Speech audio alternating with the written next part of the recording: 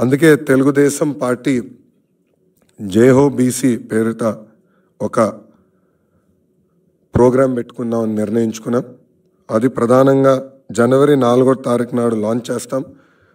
మా జాతీయ అధ్యక్షులు వారు శ్రీ నారా చంద్రబాబు నాయుడు గారి నాయకత్వంలో ఇక్కడ ఒక వర్క్షాప్ ఏర్పాటు చేసుకుని ఇక్కడ నుంచి ఫస్ట్ ఫేజ్ అన్ని పార్లమెంట్లు, నియోజకవర్గాలు, మండలాల వరకు వెళ్ళి మా బీసీ సోదరులకు చైతన్యం తీసుకొచ్చి అదేవిధంగా ఈ ప్రభుత్వం వల్ల వాళ్ళు ఎదుర్కొంటున్న కష్టాలు ఏంటని తెలుసుకుని అది మళ్ళీ పార్టీకి తెలియజేసే విధానం ఏర్పాటు చేసుకుంటాం.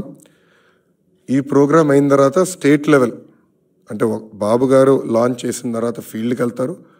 ఫీల్డ్ ప్రోగ్రాం పూర్తయిన తర్వాత స్టేట్ లెవెల్ ఒక సభ పెట్టుకొని బీసీ సోదరులకి ఒక ప్రత్యేకంగా మేనిఫెస్టో కూడా విడుదల చేయాలని తెలుగుదేశం పార్టీ నిర్ణయించింది. సో ఇది ఈ జై హో బీసీ ఎందుకు ఏర్పడింది, దీని వెనకాల ఆలోచన అంతా కూడా పాదయాత్రలో బీసీ సోదరులు ఎదుర్కొన్న ఇబ్బందులు నేరుగా నేను తెలుసుకున్నాను. నేను కలిసిన వాళ్ళే కాదు, నేను తిరగని మండలాల్లో కూడా బీసీ సోదరుల్లో కలవాలి పార్టీ, వాళ్ళ దగ్గర నుంచి వాళ్ళ సమస్యలు తెలుసుకోవాలి, అది మళ్ళీ బీసీ మేనిఫెస్టో రూపంలో అనౌన్స్ చేయాలనేది పార్టీ నిర్ణయం తీసుకుంది.